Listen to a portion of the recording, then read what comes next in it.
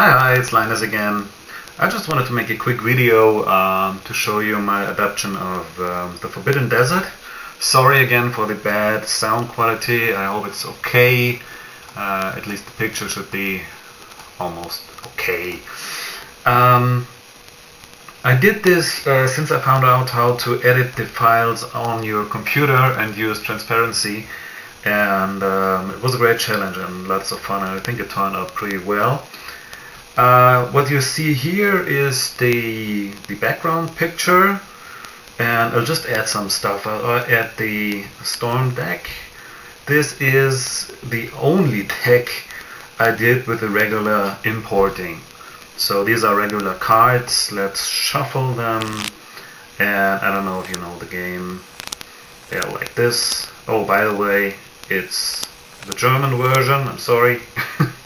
But that's the only one I have. And so this is a regular card Warden deck. Then we have the, what's next? Let's say the desert tiles.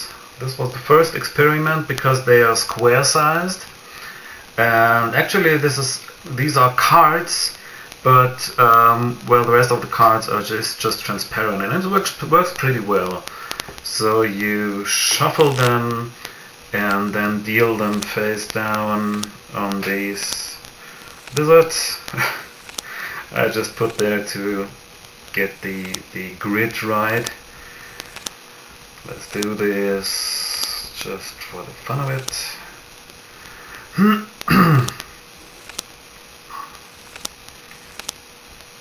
So this is kind of the and when you explore them, you just simply tap on them and flip them, and then you got the tiles you know from the original game. What's next? Next is, let's go for the equipment deck. This was fun because the equipment deck is usually cards. But I didn't have any space for the cards because on the upper right one I want to have the characters and all the equipment they collect. So I went for this. It's placed here. These are tokens, and the tokens are a bit larger than the original tokens. Let's shuffle them, and you just draw them. Whip face up, please. And there are the symbols. If you know the game, you know the symbols and don't have to look at the cards. But I found out that Card Warden stores the small-sized images called thumbnails you see on the board in a different file. There's a different picture as the zoomed-in version. So what I did is, as soon as you tap on a token like this one, it doesn't show a big version of the token, it shows the card of the token, and this is very helpful because I don't have to park cards somewhere in the drawers here. I just tap on it to read actually what it's all about. It's like, yeah, looking at the card. I did the same with the characters, I'll show you later. So this is the equipment deck. Then we have the let me look for it. Let's go for this. Usually there's a tracker, a cardboard tracker with an arrow you can move along to move the to show the wind strength or storm strength. And originally I wanted to do this as a tracker, but then I came up with this idea. These are again special shaped tokens. This is for 3 or 4 players. Unfortunately, you still have got the white number showing the number of tokens or cards. I just wish you could turn them off. But you choose your pile, you choose your token set, and then move the first one to the discard. It says A for Anfänger or beginner.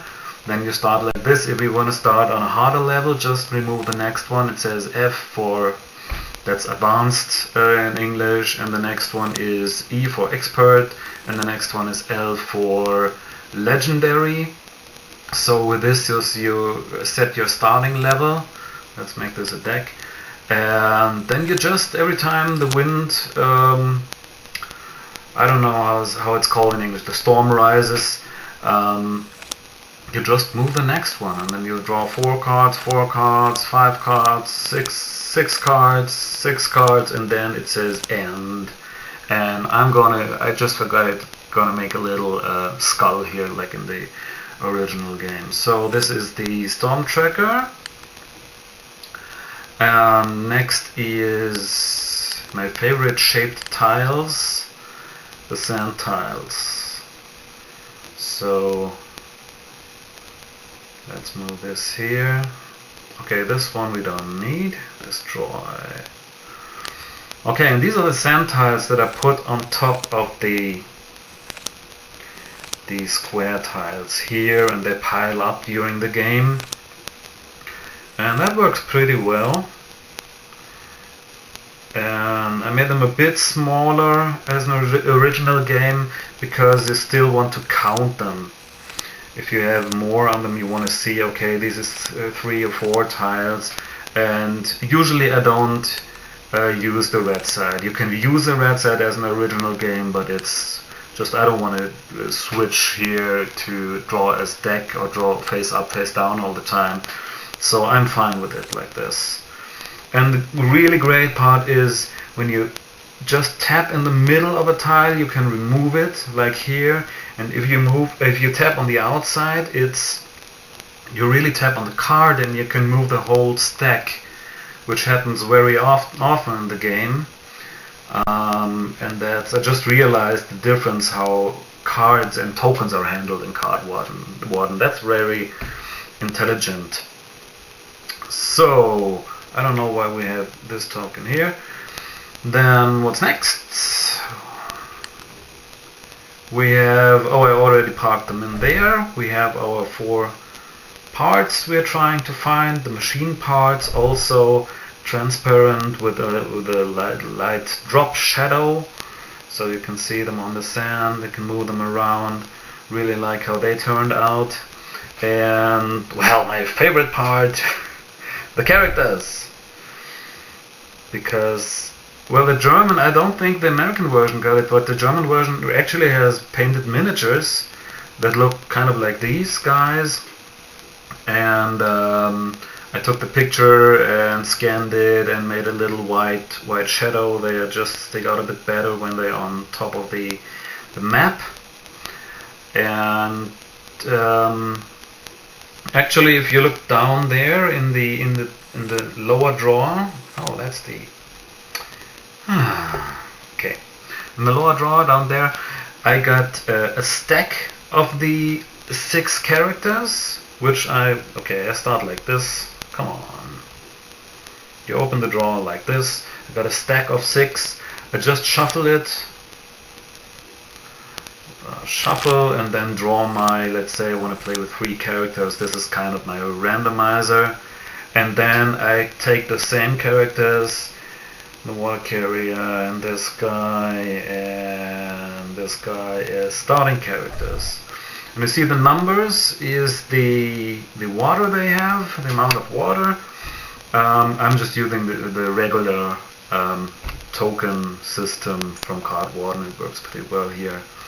And again, if you tap on a character like her, it's not the big picture of the character, it's the large picture of the character that pops up, but the character card, where you can read all these special abilities. And if you want to increase or decrease the water level, just use the add token, remove token number here. So these are on the playing field, on the tiles, and these 3 are just to remind you who drew which equipment. So I usually place the equipment here, and if I need to know what kind of equipment it is, I tap on it, and if I use it, I just discard it somewhere down here, or make a discard pile like this. So they are discarded here, and the next ones are drawn here. So that's pretty much a quick overview. Plays pretty well, it's fun, and I'm really happy I got this all on one screen, and it helped a lot to not to have the character cards and the equipment cards, but use this trick to have them as a pop-up information. Oops. So maybe I'll do a quick 2 turns or 3, and hope you have fun. If you've got any questions, just ask me. Bye!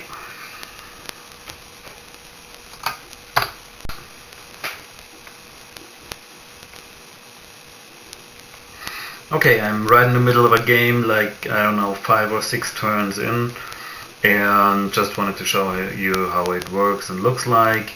At the moment it's this guy's turn. I don't know how he's called in the original game, and he has 4 actions. So for my first action I'll flip the tile he's standing on. He's finding equipment, and he can move diagonal.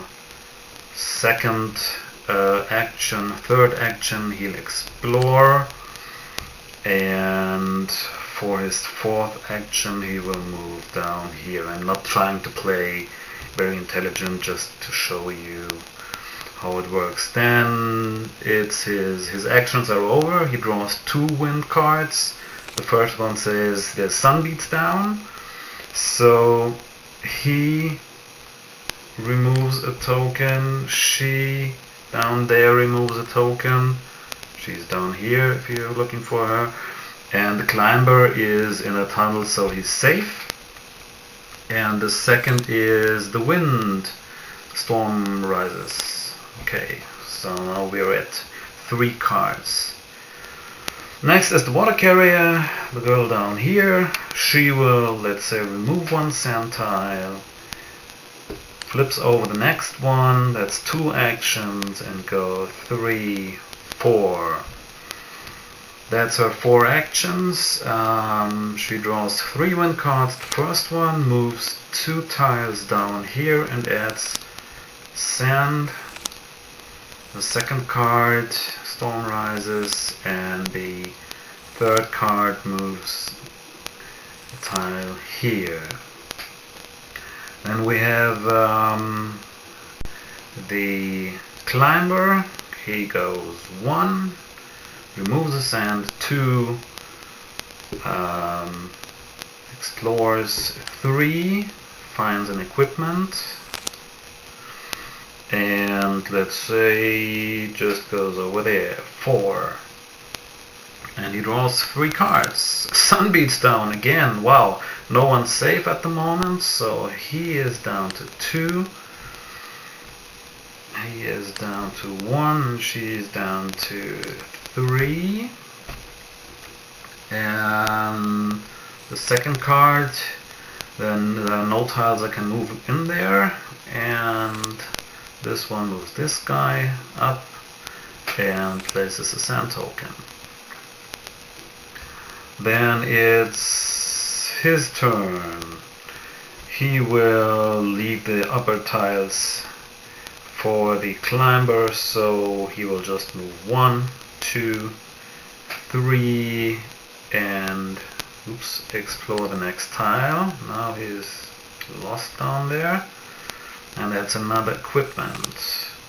Sometimes you have to be a bit careful where you tap the tile, but you get used to it. He draws 3 cards. 1, wow, 3 tiles move up, and all 3 tiles get sand. The sand tiles cover the characters, so you have to tap on the characters, just move them a bit to bring them to front again. The next card doesn't move anything, and the next card moves her down and adds another sand. Then it's her turn, and she will just remove the sand. 1, 2, flip, and there we find our first machine part. The red one is here and the other red one is here. So I grab the part from the drawer and put it here. That was action number 3. And then let's say, just because we can, we use her flying device, backpack, whatever. I just flip it to see that it's used. Anal flyer, I don't know, maybe here. Not very useful, but just to him. Okay, just to him, to this guy, and she will give him 1 water. So her value decreases, his increases. She's still got an action, and then she moves down here. So then we have 3 cards. 1, 2. Nope, nothing moves here. 3. The sun beats down again. So he will decrease. This guy will decrease, and she will decrease. And I think you get the idea how it works. It's pretty fun on the iPad. Let's do one more turn. The climber will remove 1 sand tile. We'll flip the next one over. Another hint. That's 1, 2. And then he goes 3. And it moves this one. 4. He draws 3 cards. First card. Like this. Second card. Wow. 3 down. 1, 2, 3, and third card is 1 up again. So, hope you liked it, and see you next time. Bye.